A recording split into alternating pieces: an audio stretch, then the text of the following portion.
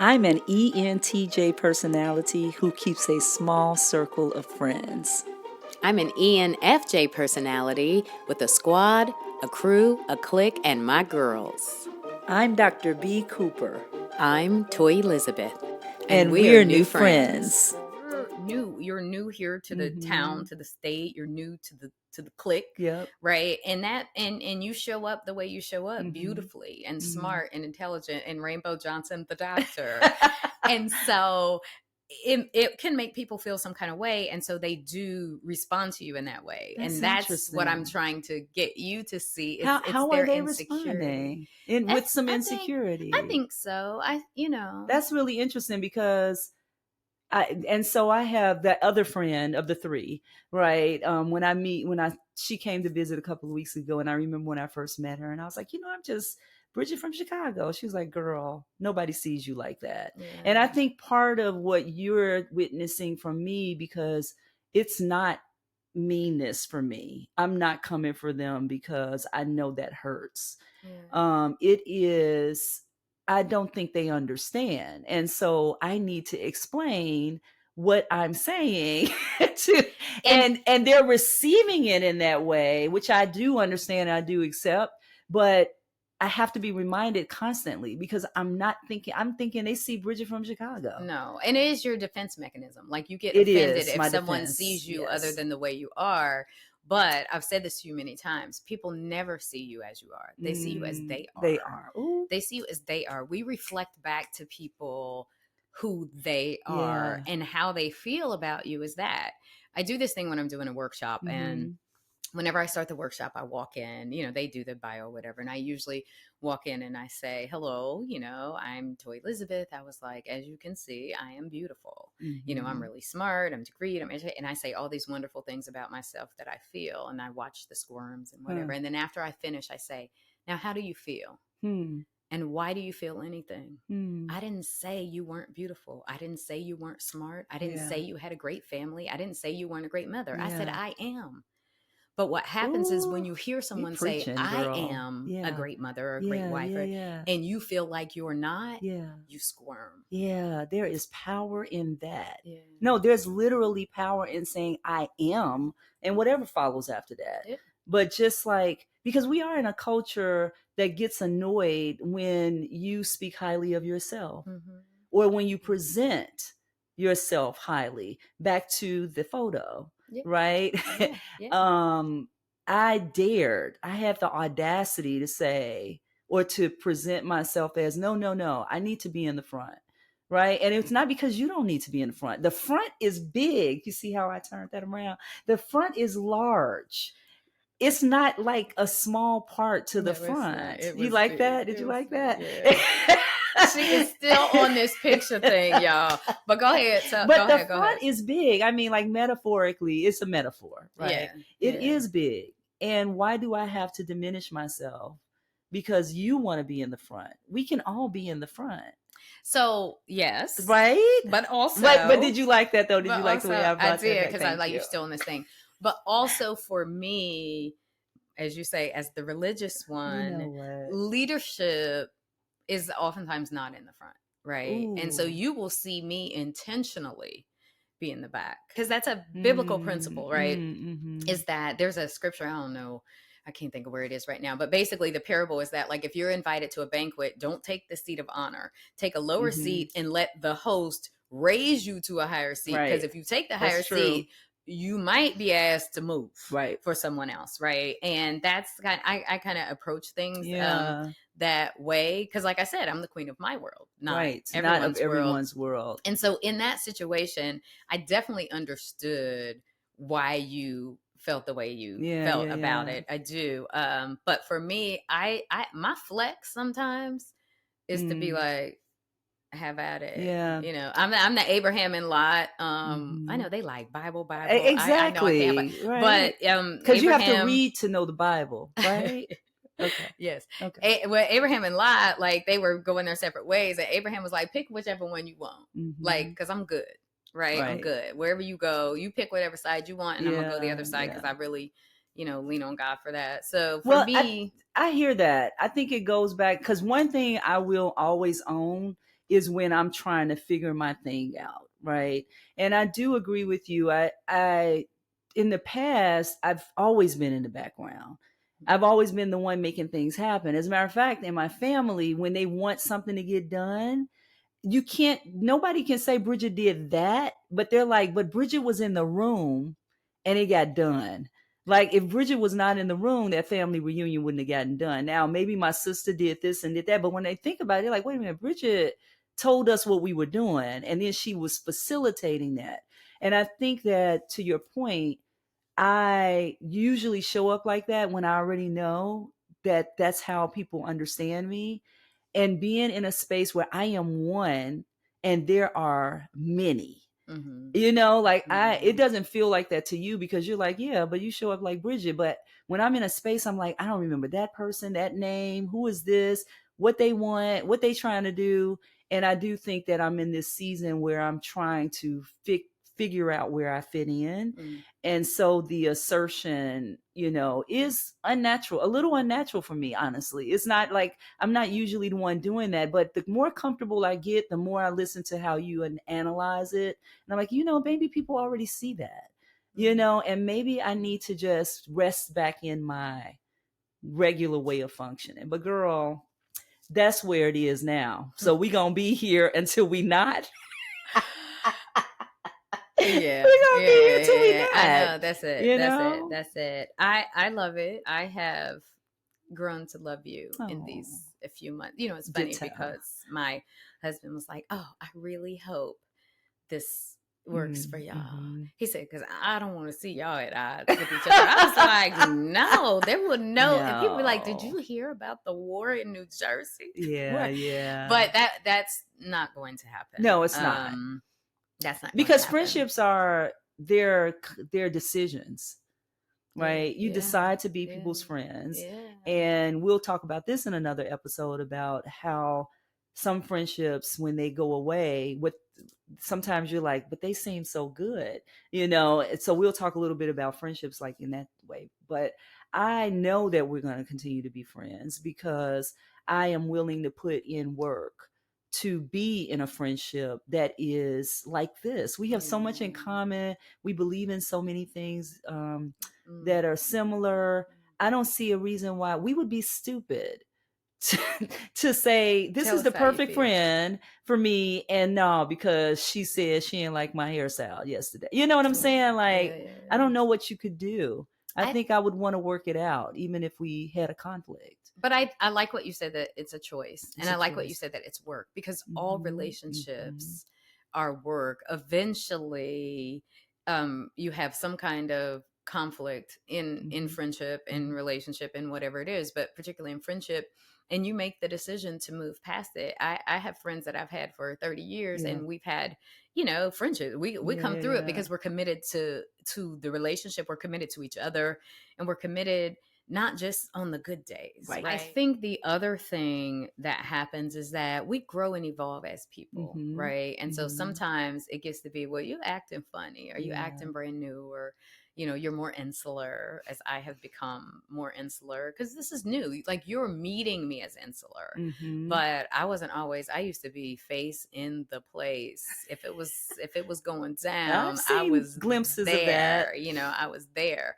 And that changed. And so for some people that felt funny, like, what's wrong? Why doesn't she want to go? Or why does she want to do things? And so I think friendships navigate all those spaces. You navigate your other relationships, your family, right? That's right. So you had friends over these last however many years where you were single. You were their single friend. That's right. And so the way you talked and the things you did were different than now that you're married, it's different, and I think that space is people navigate as well, as you change personally, how your relationships change with that. Jobs. I've had jobs where, I had to travel globally, and I'm just not here. Right. I remember one time I was coming back from Asia, and one of my good girlfriends at the time, she had called me multiple times, but she was calling my personal phone, not my cell phone. And back then I had like a BlackBerry for work and a whatever. And so when I landed, I turned, my phone on, and I had all these messages. And it started with like, hey girl, hope you're having a good time over there. Da, da, da. And then it was like, hey girl, didn't hear from you, something, something, something. And then it was like off of a movie, girl, so what's going on? You can't call me back. And then, by the last message, well, I don't know what I did to you, but you just took yourself through this emotional spin that I was like, okay, we need to talk about our relationship. Because I just first of all, what? I was all the way in China. Do you know that there's like a 12-hour difference? Yeah, and I'm working. I'm not over there just chilling, whatever. Right. But that was interesting, and I learned something about my friendships. And so now I think I'm the friend that's notorious is even if I'm not away, I will try to send people a text message to check in. Because you don't like talking over the phone. I don't. No. I do not like to talk over the phone. I discovered that in one of our 2-hour-long conversations over the phone. And it's just because you're a new friend and I haven't trained you up. Girl. I have not trained you up. Well, look, this is one thing. When I feel like talking on the phone, I will call you. I will not answer. Okay, but sometimes you will. Sometimes and then we'll talk. Sometimes and then other times you won't. And this is why I know that we have, at least, I mean, you can't say everything. You don't know what's going to happen in the future. But the reason why this relationship has such good possibilities is because some of what you're saying to me is not how I've traditionally responded to my friends. So I said my sister and I just really became friends about maybe 5 or 6 years ago. But part of that, now I'll call her because I am a phone person. I like talking over the phone. I love talking over the phone. Little fact, my husband doesn't. And so I usually call him. Now, if I don't, he's like, what's going on? But he is not the one picking up the phone. He would rather text. But my sister and I, we just became friends. She's not a phone person. And in the beginning, I would call her and she would send me a text and she would say, I'm sorry, I was busy. And so finally, I had to say to her, you don't owe me anything, right?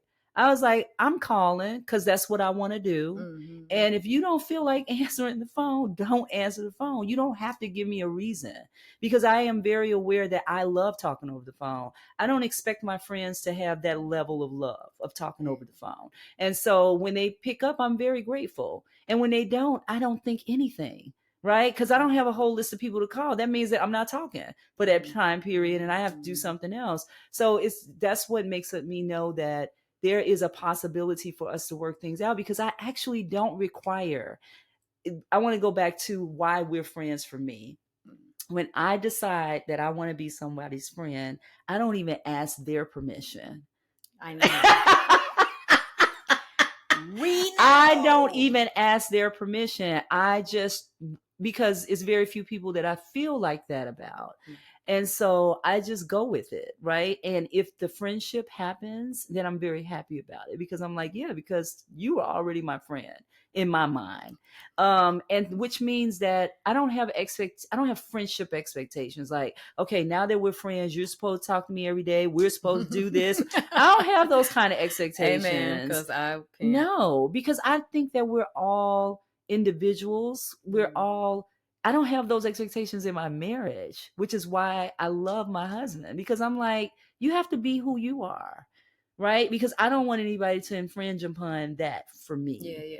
Yeah. But I know that, we'll get to a place and we may have a conflict. And I also believe that conflict will be on the table, girl. Yeah, because I don't play that. I have no time to waste with inauthentic relationships. Every relationship I have is authentic. Mm-hmm. You might be authentically my friend. Mm-hmm. You may be authentically not my friend, but it is authentic. Mm-hmm. And because life is too short for that. So I am notorious for being what some would say confrontational.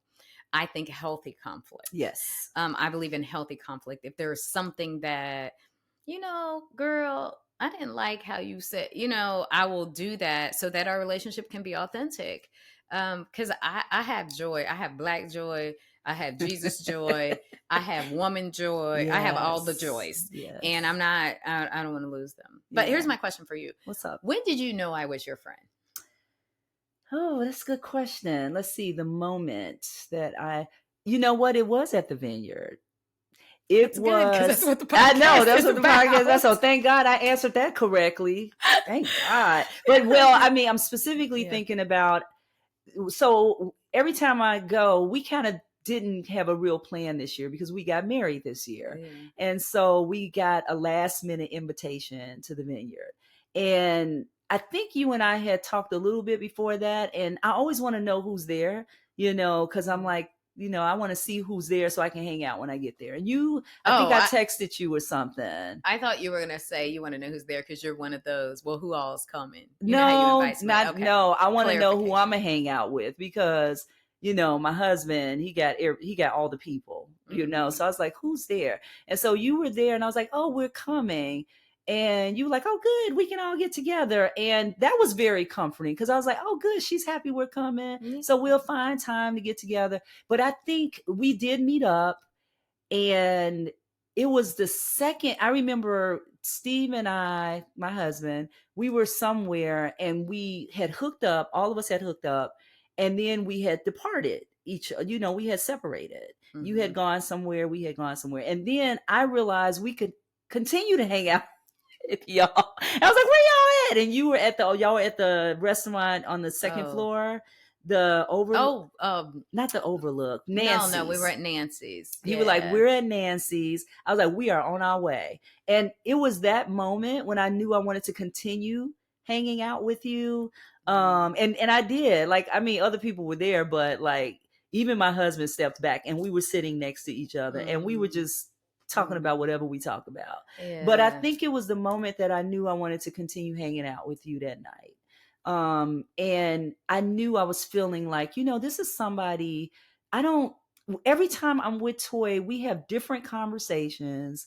We're still talking about what it means to be women and Black and all that kind of stuff. But I don't think we've repeated a conversation. No. And we've had several. Yes. And yours are long. So she likes to talk on the phone, y'all. I do. But you're right. We have so much to talk about. And we are new friends. So we're learning things. Yeah. Like you said to me last night when we were talking, I was like, oh, when I was modeling, you were like, you keep coming up with all these jobs. I'm like, girl, I have had jobs. You have had jobs. I have been a mother for a long time, so I've always had responsibility. And so, I've had jobs. You have. And different ones. Not anything like me, I went from elementary school to high school to college to now you're all over the place. Yeah, I did that. I did elementary school, high school, and college. I'm talking about teaching. But then I did. I know. I knew what you meant. I just want you to tell the people that she is an educator. And I'm so happy about that. That's another space. When we were on the vineyard, and this time we were at the Island Inn. We were sitting out at the Island Inn, which is one of my favorite places, or whatever it's called now. Yeah, it's called something else now, right? I need to. People kept telling me this year, call it by the name. Yeah, no, but they change it every year. It's something 11 Circuit. Okay. And we were sitting out there talking, and you were meeting another one of my friends, and you said, so I'm a teacher. And I was like, and I remember, and that's the example. And that's what I'm saying. That's not I want to be in the front. Right. True. So that's not your personality. No. You just were feeling some kind of way. Like I said, when the smoke comes, it's your defense mechanism. And there was smoke on that picture. And so that's why you responded that way. Right. But I know that's not who you are, because of the way I'm a teacher. And I was like, you're a teacher. I have not lived that introduction. And because teachers are important. We love teachers. You have taught all the way up, but that was not the context of the conversation. In the context of the conversation, you were a professor, and that's what we were talking about. But you downplayed that. Yeah. I do. And you also, I think that this is good because it's like I have to figure out that balance, right? Because you were like, no, ma'am. Yeah, what? But then I go far right, and then I'm like, y'all need to get out my way, right? Yeah. Like, so I'm trying to figure out that kind of balance right now. Let's talk about the thing that happened at your house where it was the moment I realized we needed to do a podcast. Yes. Right. and we were in your kitchen and you were talking. I don't really remember what you were saying, but whatever you said, I didn't like it. Do you remember this? Yes, do you remember I this? do. I remember what it was. I'm just not going to tell y'all because it's not your business. But I didn't like what she said. It was another one of those moments where you were kind of downplaying your achievements and who you are and whatever. And I said to you in my, because it felt spiritual for me. So I went in, right? If I feel spiritual, I go in. Yeah. So I said to her, don't ever let me hear you say that again. And I said it just like that. And then she was like, you're right. You did that. You're right. I'm sorry. And another woman who was there said, oh, you guys have been friends for a long time. Because in everyone's, you were newly married. It was the day after your wedding. It was right? Was that the? Yeah, it was the day after your wedding. After. And so you were new, and this woman assumed that I was your person, not your husband's. And she said, "Oh, you guys have known each other a long time." And I was like, "No, we just met.